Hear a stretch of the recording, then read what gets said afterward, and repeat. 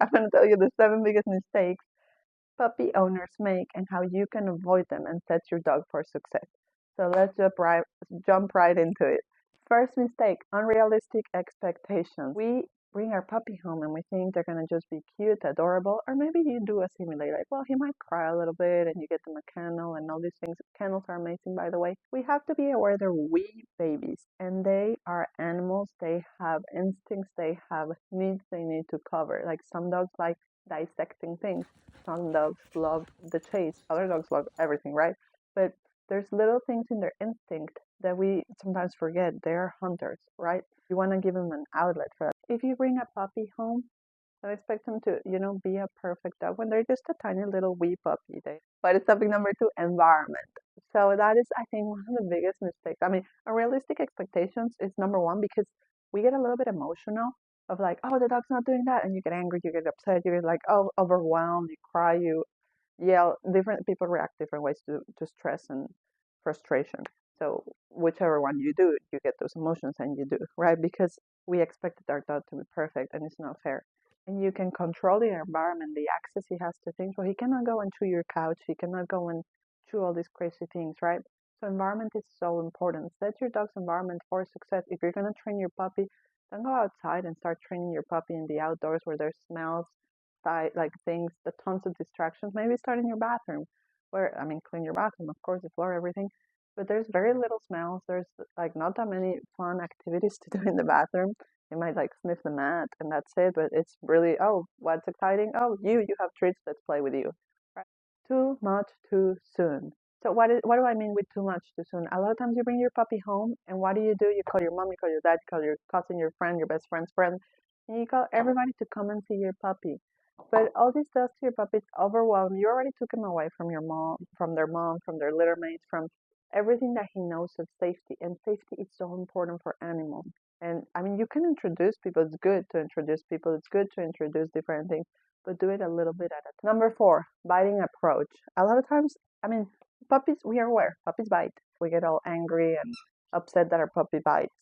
And it's like, well, maybe give him something to bite. So we get toys, and then we get toys that could be hurtful or toxic. So it's really important to get a toy that you know it's going to be good for your dog. And I actually have a puppy pack, a starter bundle, that you can get all the toys that are not toxic, that are really good for your dog. And instead of going and like buying all these toys and then like realizing they're toxic and bad. And anyways, we have this bundle. If you're interested, we're gonna find a way to put the link down. Okay, if your dog is biting you, well, first it's important, instead of, a lot of times people go and like yell at the dog, but all that does is like you're giving him attention. A lot of times puppies, all they want is attention.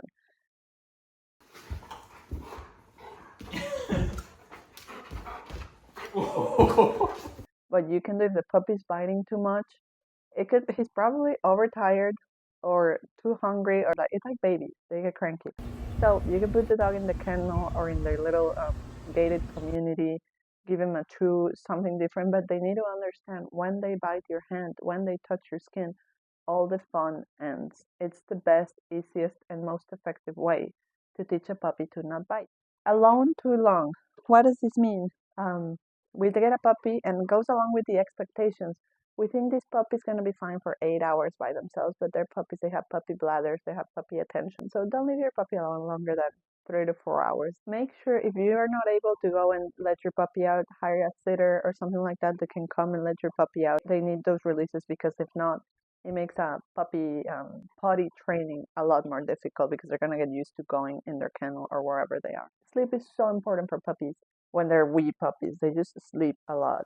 And what you need to do, if your puppy's not willing to sleep, they're probably, their environment is so arousing. So arousing is exciting. Um, their environment could be so exciting. So a lot of times we need to provide that space for our dogs to sleep. You could dim the lights. You could put them in a kennel. If you're gonna put them in a kennel, I know there's a lot to consider. So if your dog is gonna be alone in a kennel, it's important that you transition that, because think about it. Your puppy just left his mom and litter mates, and now you put him in a kennel and he's all by himself. He could feel abandoned, and all these emotions. It eventually they could learn and like deal with it, but you want to make sure you do that transition.